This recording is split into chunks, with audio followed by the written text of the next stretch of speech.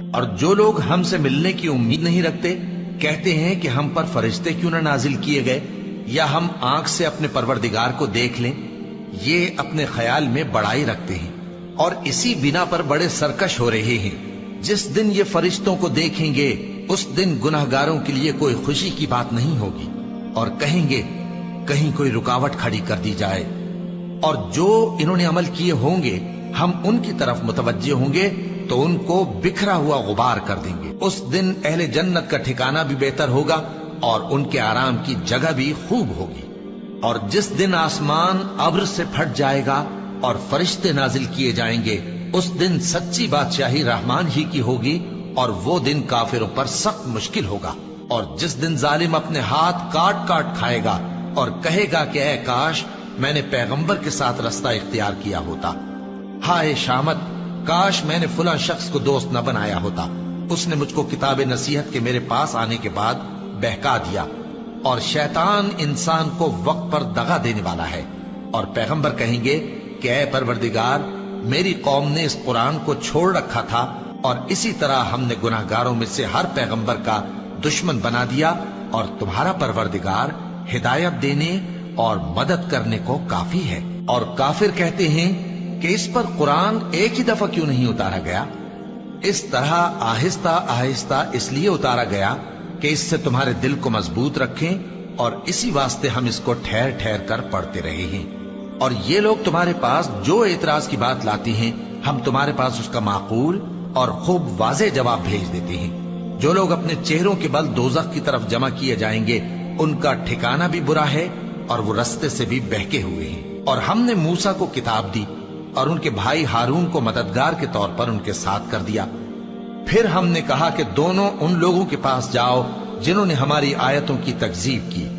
آخر ہم نے ان کو پوری طرح ہلاک کر دیا.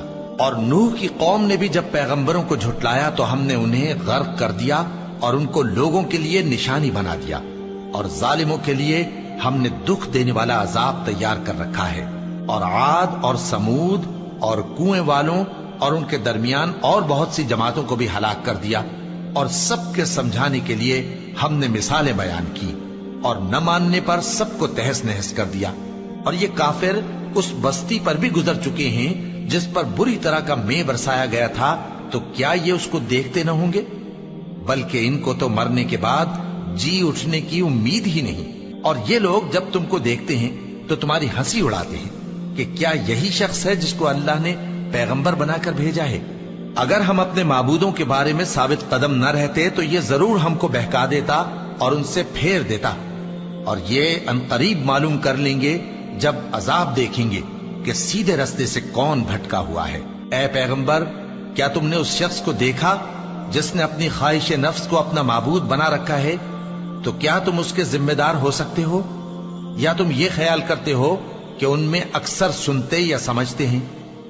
نہیں، یہ تو چوپایوں کی طرح کے ہیں، بلکہ ان سے بھی گئے گزرے. بھلا تم نے اپنے پروردگار کی قدرت کو نہیں دیکھا کہ وہ سائے کو کس طرح دراز کر کے پھیلا دیتا ہے اور اگر وہ چاہتا تو اس کو بے حرکت ٹھہرا رکھتا؟ پھر ہم سورج کو اس کا رہنما بنا دیتے ہیں، پھر ہم اس کو آہستہ آہستہ اپنی طرف سمیٹ لیتے ہیں.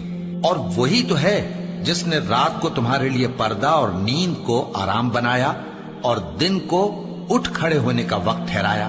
اور وہی تو ہے جو اپنی رحمت یعنی مے کے آگے ہواؤں کو خوشخبری بنا کر بھیجتا ہے اور ہم آسمان سے پاک نتھرا ہوا پانی برساتے ہیں تاکہ اس سے شہر مردہ یعنی بنجر زمین کو زندہ کر دیں اور تاکہ ہم وہ پانی بہت سے اور آدمیوں کو جو ہم نے پیدا کیے ہیں پلائیں.